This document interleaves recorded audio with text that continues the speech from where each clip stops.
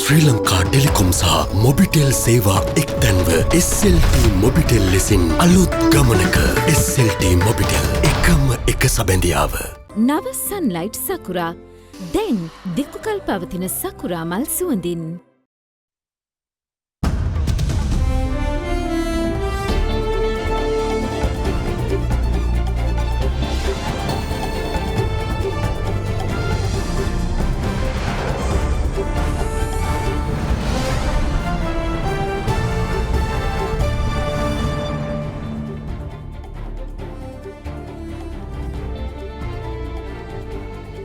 ආයුබෝවන් ඔබ අදත් එක්වන්නේ අද දෙරණ මධ්‍යහන ප්‍රධාන ප්‍රවෘත්ති විකාශය සමගින් ප්‍රථමයෙන් අවධානය ප්‍රවෘත්ති සිරස්තල වෙත. ගත වූ දිනේ කොවිඩ් ආසාදිත මරණ 6ක් වාර්තා වේ. වැඩිහිටි නිවාසයක අයෙකුත් ඒ අතර. මුඛ ආවරණ පැළඳ කතා කරන්නේයි කතානායකගෙන් මන්ත්‍රීවරුන්ට උපදෙස්. ගරු මන්ත්‍රීතුමාලා මුව ආවරණ පැළඳගෙන ඉන්නවා නම් හොඳයි කියලා කියන්නේ. රංජන් රාමනායකගේ පාර්ලිමේන්තු මන්ත්‍රී අසුන අහිමි වන බව නීතිපති පාර්ලිමේන්තු මහලේකම්ට දැනුම් දෙයි. අකණ්ඩව දින 14ක් හුදකලාව තිබූ ප්‍රදේශවල විදුලි බිල්පත් ගෙවීමට මාස 6ක සහන කාලයක්. බිල්පත් දිනයේ සිට මාස 6ක සහන කාලයක් ලබා දීම සහ සැපයුම් විසන්ධි නොකිරීමට තීන්දුව කරලා තියෙනවා. කොවිඩ් මර්ධනයෙන්වත් බෙදා හැරීම විෂමතා සහිතයි. බලවත් වටවලට ලෝක සෞඛ්‍ය සංවිධානයෙන් විවේචනයක්. ඇල්කොහොල් අඩංගු හෑන්ඩ් සැනිටයිසර් භාවිත කරන්න. ලෙඩ රෝග ඇති කරන විෂ බීජවලට එරෙහිව සටන් කරන්න. හඳුන්වා දීමේ මිල රුපියල් 350යි.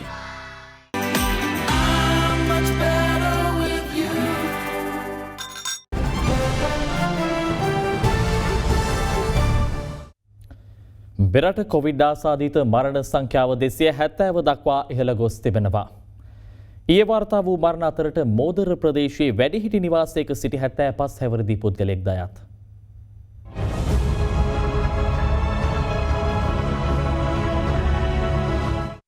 දිස්ත්‍රික්ක 23කින් කොවිඩ් ආසාදිතයින් 674 දෙනෙකු ඊයේ හඳුනා ගැනුණා. කොළඹ දිස්ත්‍රික්කයෙන් හඳුනාගත් ආසාදිතයින් 197 දෙනා අතරින් වැඩිම ආසාදිතයින් වාර්තා වුණේ නාරාහෙම්පිට ප්‍රදේශයෙන් වන අතර එම ගණන 29ක්.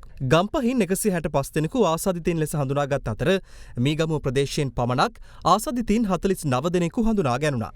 කුරුණෑගලින් 54ක්, ගාල්ලෙන් 37ක්, රත්නපුරින් 33ක්, මාතරින් 24ක්, මහනුවරින් 22ක්, කළුතරින් 20ක් හා තවත් දිස්ත්‍රික්ක 14කින් ආසාදිතයින් 75 දෙනෙකු වාර්තා වුණා. විදේශයන්ගේ සිට පැමිණි ශ්‍රී ලාංකිකයින් 47 දෙනෙකුද ඊයේ හඳුනාගත් ආසාදිතයින් අතරට අයත්. තවත් මරණ 6ක් වාර්තා වීමත් සමග මෙරටින් වාර්තා වූ කොවිඩ් ආසාදිත සමස්ත මරණ සංඛ්‍යාව 270ක් දක්වා ඉහළ ගොස් තිබෙනවා. කොල්ලුපිටිය පදිංචි 63 හැවිරිදි කාන්තාවක්, මට්ටක්කුලේ පදිංචි 80 හැවිරිදි පුද්ගලයෙක්, මෝදර වැඩිහිටි නිවාසයක මියගිය 75 හැවිරිදි පුද්ගලයෙක් ඒ අතරට අයත්. දකුණු කළුතර පදිංචි 65 හැවිරිදි පුද්ගලයෙක්, දෙහිවල පදිංචි 63 හැවිරිදි පුද්ගලයෙක් හා රත්නපුර පදිංචි 65 හැවිරිදි පුද්ගලයෙකුද නව මරණ ලෙස වාර්තා වුණා. මේ දක්වා මෙරටින් වාර්තා වී ඇති සමස්ත කොවිඩ් ආසාදිතයින් ගණන 53750ක් දක්වා ඉහළ ගොස් තිබෙනවා. ඒ අතරින් 45820 දෙනෙකු සුවය ලබා සිටින අතර 7660 දෙනෙකු තවදුරටත් ප්‍රතිකාර ලබනවා. මේ දැනට ආසාදිතයන් හැටියට ඉන්න 7660 දෙනත් අතරිමුත් 3100ක් පමණ සංඛ්‍යාවක් වාර්තා වන්නේ රෝහල්වල, ඉතුරු 4800ක 900ක සංඛ්‍යාවක් දැනට ප්‍රතිකාර ලබන්නේ අතරමැදි නැත්නම් ත්‍රිවිධ හමුදා විසින් නිරෝධායන මධ්‍යස්ථාන වශයෙන් පවත්වාගෙන ගිය ස්ථාන පරිවර්තනය කළ තිනවා. අතරමැදි ප්‍රතිකාර මධ්‍යස්ථාන වශයෙන් ඒ වගේ තමයි මේ ආකාරයේ ප්‍රතිකාර ලබන්නේ. ඊයේ දිනේත් කුවේට් රාජ්‍යයෙන් 300කට ආසන්න සංඛ්‍යාවක් ඇතුළුව 500කට අධික සංඛ්‍යාවක් ඊයේ දිනේ ශ්‍රී ලංකාවට රැගෙන ඇවිල්ලා තිබ්බා. අද දිනේත් මේ ආකාරයෙන්ම ශ්‍රී ලංකාවට විශේෂයෙන්ම අරාබි එමිරේට්ස් රාජ්‍යයෙන්, සිංගප්පූරුවෙන්, ඉන්දියාවෙන්, ඒ වගේම කටාර් රාජ්‍යයෙන් මේ ආකාරයට ශ්‍රී ලාංකිකයන් ශ්‍රී ලංකාවට රැගෙන ඒමට නියමිතයි. ගිය සතියට පමණක් 4200කට අධික සංඛ්‍යාවක් අපි ශ්‍රී ලාංකිකයන් ශ්‍රී ලංකාවට රැගෙන ඒමට අපි කටයුතු කරලා තිබෙනවා. බස්නාහිර පළාතෙන් පිටව යන පිරිස් සඳහා ඉකුත් දෙසැම්බර් 21 වෙනිදා සිට සිදු කළ රැපිඩ් ඇන්ටිජන් පරීක්ෂණ මගින් පුද්ගලයන් 103 දෙනෙකු කොවිඩ් ආසාදිතයින් ලෙස හඳුනාගෙන තිබෙනවා. ඊයේ දිනේදී පමණක් ආයතන දහසකට ආසන්න සංඛ්‍යාවක් පරීක්ෂාවට ලක් කර තිබෙනවා. මෙසේ පරීක්ෂාවට ලක් කර තිබෙන්නේ අදාළ සෞඛ්‍ය ආරක්ෂිත ක්‍රම අනුගමනය කරන්නේදයි සොයා බැලීම සඳහා ආයතන 122ක් පමණ එවැනි කිසිම සෞඛ්‍ය ආරක්ෂිත ක්‍රමයක් අනුගමනය නොකරන බවට පෙනී ගොස් තිබෙනවා. ඒ අනුව මෙම ආයතන 122 පරිපාලකයින්ට විරුද්ධව නිරෝධායන රීතීන් යටතේ කටයුතු කරනවා. මේ මෙහෙයුම පටන් ගනු ලැබුවේ පසුගිය ජනවාරි 5 වෙනිදා. මේ දක්වා මෙවැනි ආයතන 1004ක් පමණ එම සෞඛ්‍ය සිරිත් අනුගමනය නොකරන බවට පෙනී ගොස් තිබෙනවා. මෙම ආයතනවල කළමනාකරුවන්ට එරෙහිව නිරෝධායන රීතීන් යටතේ නඩු පවරනවා. පාර්ලිමේන්තු මන්ත්‍රීවරුන් සිව් දෙනෙකුට කොවිඩ් වෛරසය ආසාදනය වූ බවට තහවුරු වීමත් සමග මෙම සතියේ පාර්ලිමේන්තුව පැවැත්වෙන්නේ අද සහ හෙට පමණයි. අද පෙරවරුවේ පාර්ලිමේන්තුවේදී අදහස් දැක් වූ මන්ත්‍රීවරුන්ට මුව ආවරණ පළඳින ලෙසට කතානායකවරයා දැනුවත් කරන අයුරු දක්නට ලැබුණා. Order please. කියනවා ඕඩර් ප්ලීස්. ගරු මන්ත්‍රීතුමාලා මුවාවරණ පැනඳගෙන ඉන්නවා නම් හොඳයි කියලා කියන්න තියෙනවා. 2019 උසස් පෙළ ලියන ලද දරුවන්ගේ බඳවා ගැනීම ඇති වී තිබෙන ගැටලු පිළිබඳව. ඒකදී ඊයේ මට ජී.එල්. පීරිස් අමාත්‍යතුමා පක්ෂ නායක රැස්වීමේදී හමු වෙලාවේදී අදයකට පිළිතුරක් ලබා දෙන බවත් විශේෂම සිසුන් 500ක් 600කට ආසන්න දරුවෝ ප්‍රමාණයක් වැඩිපුර ඇතුළත් කරගත හැකි බවත් මට පක්ෂ නායක රැස්වීමේදී හම්බ වෙච්ච වෙලාවේ ප්‍රකාශ කරා. ඒ අනුව අද එතුමා පාර්ලිමේන්තුවේ ප්‍රකාශයක් කරන බව දන්වා සිටියා. නමුත් මට ලැබිලා තියෙන තොරතුරු අනුව එතුමා නිරෝධායනයට ලක් වෙලා තිබෙනවා කියන තව සති දෙකකට වඩා වැඩි කාලයක් යනවා. ඒකට ගරු ජී.එල්. පීරිස් තුමා උත්තර දීලා වැඩි විස්තර සපයන්න කල් ගත්තා. එතුමා අසනීපෙන් සිටින්නේ. ඒ නිසා හෙට දිනේ අපට බැරි වුණොත් පළවෙනි දිනේදී ඔබතුමාට පිළිතුර පළවෙනි දිනට ඊට පස්සේ රැස් වෙන පළවෙනි දිනේදී පිළිතුර. බැංකු පොලිය අඩුම වෙලාවේ ලක්ෂ 5ක් ගෙවා වෙන් කරගන්න. Mulberry residence. කොවිඩ් වසංගතයට එරෙහි එන්නත් බෙදාහැරීමේදී ලොව බලවත් රටවල් අනුගමනය කරන අසමතුලිත වැඩපිළිවෙල ලෝක සෞඛ්‍ය සංවිධානයේ විවේචනයට ලක්ව තිබෙනවා. කොවිඩ් ගෝලීය වසංගතය පාලනයට නැවුම් අපේක්ෂා කරමින් එන්නත් කිහිපයක් භාවිතයට ගැනීම ආරම්භ කෙරුණේ ගෙවුණු වසර අවසන් භාගයේදී. කෙසේ නමුත් තවමත් එම එන්නත භාවිත කරන්නේ වඩා දියුණු රටවල් කිහිපයක් පමණයි. එන්නත් ගොඩගසා ගනිමින් තම රටවැසියන්ට පමණක් එන්නත් ලබා දීමට ලොව ධනවත් රටවල් කටයුතු කිරීම ලෝක සෞඛ්‍ය සංවිධානයේ ප්‍රධානී ටෙඩ්රෝස් ඇඩිනම් ගෙබ්‍රියාසිස්ගේ දැඩි විවේචනයට ලක්ව තිබෙනවා. ලෝක සෞඛ්‍ය සංවිධානයේ ප්‍රධානියා පවසන්නේ දැනට නිපදවා ඇති එන්නත් වලින් මාත්‍රා මිලියන 39ක් ලොව ඉහළ ආදායම් ලබන රටවල් 49ක් අතර බෙදී ගොස් ඇති බවයි. ඒ නමුත් මෙතෙක් කොවිඩ් එන්නත් හිමිව ඇත්තේ එක් අඩු ආදායම් රටක් සඳහා පමණක් බවත් ඒ රට සඳහා හිමිව ඇත්තේ මාත්‍රා 25ක් පමණක් බවත් ඔහු පෙන්වා දෙනවා. බ්‍රසීලයේ සිය ජාතික මට්ටමේ එන්නත් කරන වැඩපිළිවෙල ආරම්භ කර තිබෙනවා. ඔවුන් ඒ සඳහා යොදාගෙන ඇත්තේ චීනයේ නිෂ්පාදිත සයිනොවැක්ස් එන්නත හා ඇස්ට්‍රාසෙනිකා එන්නත් දෙවර්ගයයි. එක්සත් රාජධානියේ මිලියන 4 ඉක්ම වූ පිරිසකට කොවිඩ් එන්නතේ පළමු මාත්‍රාව ලබා දී අවසන් බව එරට සෞඛ්‍ය ලේකම් මැට් හැන්කොක් පවසනවා. එමෙන්ම ඔහු වැඩිදුරටත් පවසන්නේ එරට ගෙවන සෑම තත්පර 30කට වරක්ම කොවිඩ් ආසාදිතයෙකු රෝහල් ගත කරන බවයි. ගෝලීය කොවිඩ් ආසාදිතයන් ගණන 9 කෝටි 60 ලක්ෂ ඉක්මවා තිබෙනවා. සිදු ඇති සමස්ත ගෝලීය මරණ ගණන 20 ලක්ෂ 49 දහසකට අධිකයි. අකණ්ඩව දින 14ක් හුදකලා කර තිබූ ප්‍රදේශවල විදුලි බිල්පත් ගෙවීමට මාස 6ක සහන කාලයක් ලබා දීමට කැබිනට් අනුමැතිය හිමි වූ බව සභ කැබිනට් ප්‍රකාශක අමාත්‍ය කෙහෙලිය රඹුකැල්ල මහතා පවසනවා. කැබිනට් තීරණ දැනුම් දීමේ මාධ්‍ය හමුවට එක් වෙමින් අමාත්‍යවරයා මේ බව සඳහන් කළා. මසංගත තත්ත්වයේ හේතුවෙන් බලපෑමට ලක් වී ඇති විදුලි පාරිභෝගිකයන් සඳහා සහනයක් ලබා දීමට අදාළව විදුලි බල අමාත්‍යතුමා ඉදිරිපත් කරන ලද යෝජනා සහ එම මසංගත හේතුවෙන් බලපෑමට ලක් වී ඇති සංචාරක කර්මාන්තයේ නියුතු ආයතන වෙත විදුලි බිල්පත් සහ ජල බිල්පත් ගෙවීම සඳහා සහන සලසා දීමට අදාළව සංචාරක අමාත්‍යතුමා විසින් ඉදිරිපත් කරන ලද යෝජනා සැලකිල්ලටගෙන කටයුතු කිරීම පිණිස අමාත්‍ය මණ්ඩලයේ අනුමැතිය ලබා දීලා තිබෙනවා. අඛණ්ඩව දින 14කට වැඩි කාලයක් හුදකලා කර ඇති ප්‍රදේශවල ගෘහ වාණිජ සහ කාර්මික විදුලි පාරිභෝගිකයන්ට එම කාල සීමාවට අදාළව විදුලිපත් කළ නිරවුල් කිරීම සඳහා බිල්පත් දිනයේ සිට මාස 6ක සහන කාලයක් ලබා දීම සහ එතෙක් විදුලි පැස්සපයම මිසන්දි නොකිරීමට තීන්දුව කරලා තියෙනවා. ඒ වගේම දේශපාලන පරිගැනීම් පිළිබඳ පරීක්ෂා කර තොරතුරු ලබා ගැනීම සඳහා වන ජනාධිපති පරීක්ෂණ කමිෂන් සභාවේ තීරණ සහ නිර්දේශ මේ වෙනකොට ඉදිරිපත් වෙලා තිබෙනවා. ඒ පාර්ලිමේන්තුවට ඉදිරිපත් කරන්න බලාපොරොත්තු වෙනවා. අනිද්දා එහෙම නැත්නම් ජනවාරි 21 වෙනිදා අපි සංචාරකයන්ට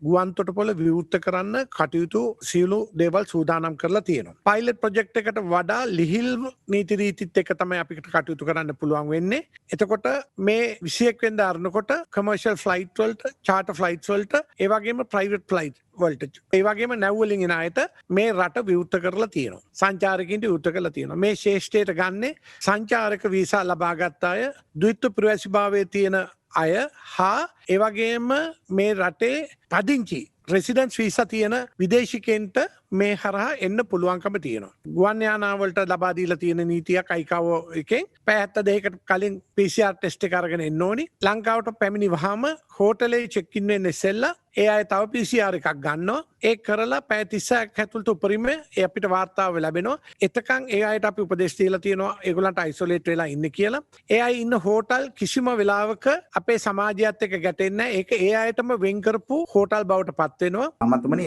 ධම්මික පැණිය සම්බන්ධයෙන් පහුගිය කාලේ ආందోලනාත්මක ලෙස කතා බහට ලක් වුණා. හැබැයි දැන් සායනික පරීක්ෂණය සඳහා සති 2කට කලින් අවසරයක් ලැබිලා තියෙනවා. මේ වනතෙක් කිසිම ප්‍රතිඵලයක් පිළිබඳව සඳහනක් කරලා නැහැ රජයෙන්. ඒ වගේම වාර්තා වෙනවා මේ සම්බන්ධයෙන් කරන සායනික පරීක්ෂණ වලට විවිධ බාධාවන් තියෙනවා කියලා. විශේෂයෙන්ම රෝගීන් යොමු කිරීමේදී යම් කිසි ආකාරයකින් ප්‍රමාදයන් සහ විවිධ බාධාවන් සිද්ධ වෙනවා කියලා. මේ සම්බන්ධයෙන් දැන් සති 2කට වැඩි කාලයක් ගතලා තියෙද්දි මොකද්ද තීරණය? සම්බන්ධව අපිට නිශ්චිත පිළිතුරක් දෙන්නට බෑ මේ මොහොතේ. සෞඛ්‍ය අධ්‍යක්ෂක ජනරාල්තුමා මේ සම්බන්ධව වකින් බාර අරන් තියෙනවා.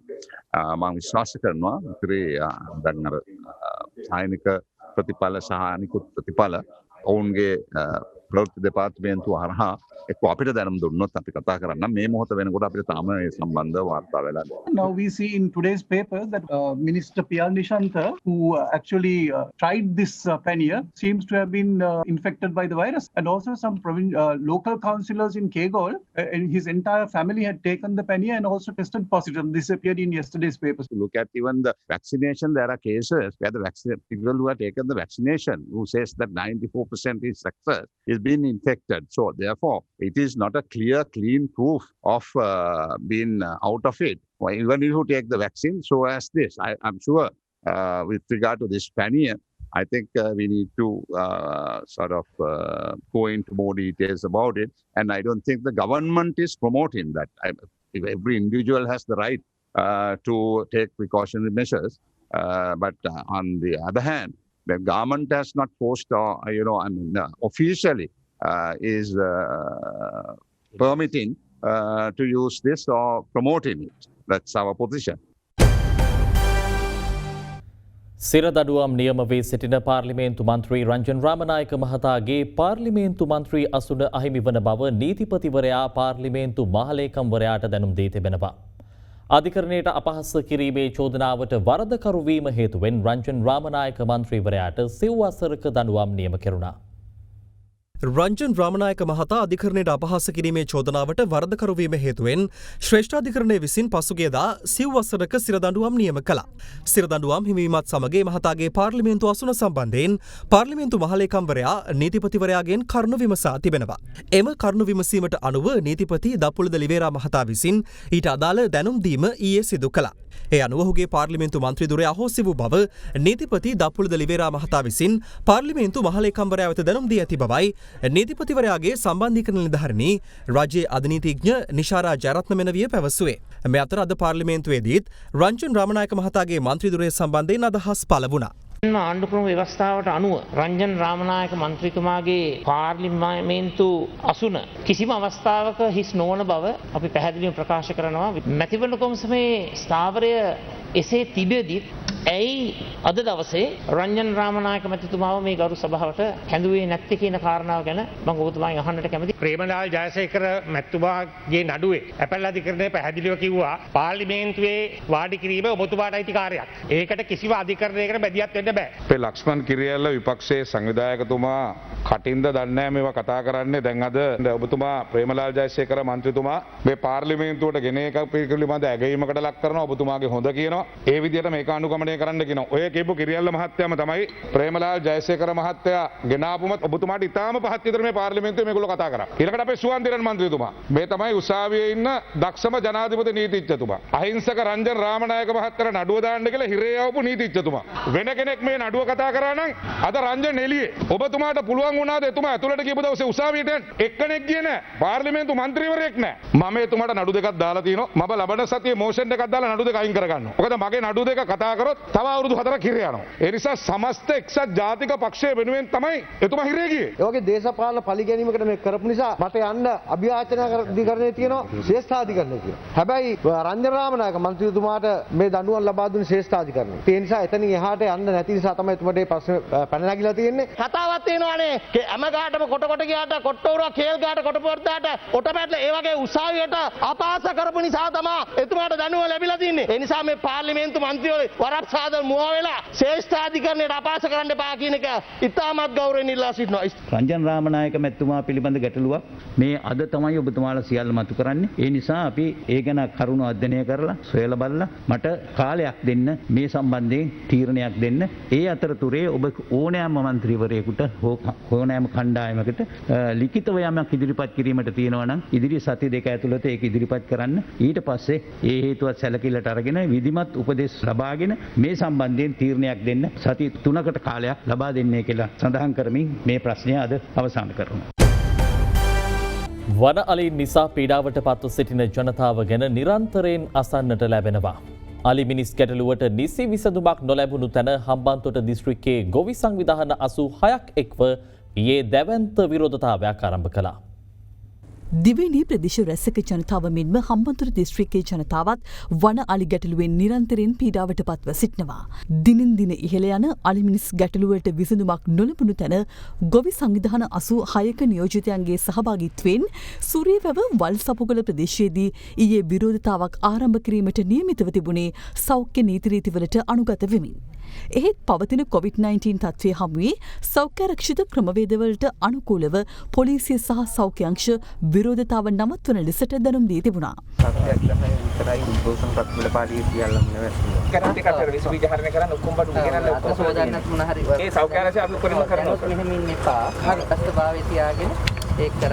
ඒ අනුව විරෝධතාව නතර කර ගොවීන් 7 දෙනෙකු වනාලි කළමනාකරණය කරනු රක්ෂිතය ගැසට් කරනු තේමා පාටි ඔස්සේ ඊය පසුරුවේ අඛණ්ඩ සත්‍යග්‍රහයක් ආරම්භ කරනු ලැබුවා. මහා සංඝරත්නයද එම ස්ථානයට වැඩම කර අලිමිනිස් ගැටුමෙන් මෙතෙක් මියගොස් ඇති ජනතාවට සහ වන අලීන්ට පින් අනුමෝදන් කිරීමක්ද සිදු කළා. උදකං වට්ටං යතා නින්නම් පවත්තති ඒව මේව ඊතෝ දින්නම්. මේ අතර ගොවින් ආරම්භ කළ සත්‍යග්‍රහය අද දෙවන දිනටත් ක්‍රියාත්මකයි. අද පෙරවරුවේ ප්‍රදේශයේ ස්වාමින් වහන්සේ නමක්ද සත්‍යග්‍රහයට සහාය පළ කරමින් එක් වුණා. කොරෝනා ප්‍රශ්නයටත් වඩා මේ ප්‍රදේශයේ මිනිසුන්ට බරපතල ප්‍රශ්න බවට පත් වෙලා තියෙන්නේ වනාලි ප්‍රශ්නය. දේශපාලඥයෝ සහ නිලධාරීන් හිතුවක්කාරී විදියට මේ වන සතා ගැන හිතන්නේ නැතුව මිනිසුන්ගේ වගාබිම් ගැන හිතන්නේ නැතුව මේ කරපු සංවර්ධන වැඩවල ප්‍රතිඵලයක් විදියට අද වෙන විට වනාලින් ගැවසෙන්නේ මිනිසුන්ගේ සංවර්ධන බිම් ඇතුලේ තමයි වගාවල් ඇතුලේ තමයි අද මුළුමනින්ම කැලේ විනාශ වෙලා තියෙනවා. බලධාරීන් ඉල්ලා හිටිනවා වහාම ඉක්මනට මැදිහත් වෙලා මේ ගොයින්ගේ දැවෙන ප්‍රශ්නයට ඉතා ඉක්මනින් කඩිනම් විසඳුම් ලබා දෙන්න. අමරිකාවේ 46 වැනි ජනාධිපතිවරයා ලෙස ජෝ බයිඩන් හෙට දිනේදී දියුරුම් දීමට නියමිතයි. දියුරුම් දීමේ උත්සවය පැවැත්වෙන වොෂින්ටන් අගනුවර ආරක්ෂාව දැඩි කිරීමට අමරිකානු බලධාරීන් පියවරගෙන තිබුණා. අමරිකාවේ මීළඟ ජනාධිපතිවරයා ලෙස ජෝ බයිඩන් දියුරුම් දීමට නියමිතයි. ඒ දැඩි ආරක්ෂාවක් මැදේ වොෂින්ටන් අගනුවර කැපිටල් ගොඩනැගිල්ල ඉදිරිපිට පැවැත්වෙන උත්කර්ෂවත් උත්සවයකදී එහිදී මීළඟ උපජනාධිපතිනිය ලෙසින් ඉන්දිය සම්භවයක් සහිත කමලා හැරිස්ද දියුරුම් දෙන්නේ අමරිකාවේ කාන්තාවක් ලැබූ උසස්තම පදවියද හිමි කර ගනිමින්. සාම්ප්‍රදායික උත්සවයකින් ඔබට ගොස් මෙවර දියුරුම් දීමේ උත්සවය වෙනස්ම ස්වරූපයක් ගෙන තිබෙනවා. ඒ ට්‍රම්ප් ආධාරකරුවන් පසුගියදා සිදු කළ නොසන්සුන්කාරී තත්ත්වය සහ කොවිඩ් ගෝලීය වසංගතය හේතුවෙන් අමරිකාව මුහුණ දී ඇති අර්බුදකාරී තත්ත්වය සැලකිල්ලට ගනිමින්. ඩෙමොක්‍රටික් පක්ෂය නියෝජනය කරමින් ජය ලැබූ බයිඩන් හා කමලා හැරිස්ගේ දියුණුම් දීමේ උත්සවය සඳහා මෙවර සීමිත පිරිසක් පමණක් එක්වෙතැයි අපේක්ෂිතයි. සාම්ප්‍රදායිකව දුරෙන් ඉවත් වන ජනාධිපතිවරයා සහ ඔහුගේ බිරිඳද ඒ සඳහා එක්වන නමුත් මෙවර උත්සවය තමන් මගහරින බව ට්‍රම්ප් යෝල දැනටමත් දන්වා තිබෙනවා. එහෙත් උපජනාධිපති මයික් පෙන්ස් යෝල නිවේදනය කර ඇත්තේ තමන් උත්සවයට එක්වන බවයි. ඒත් සමගින් අද දෙරන මධ්‍යහන ප්‍රධාන ප්‍රවෘත්ති විකාශය මින් නිමාවට පත්වෙනවා ඔබට සුබ දවසක්.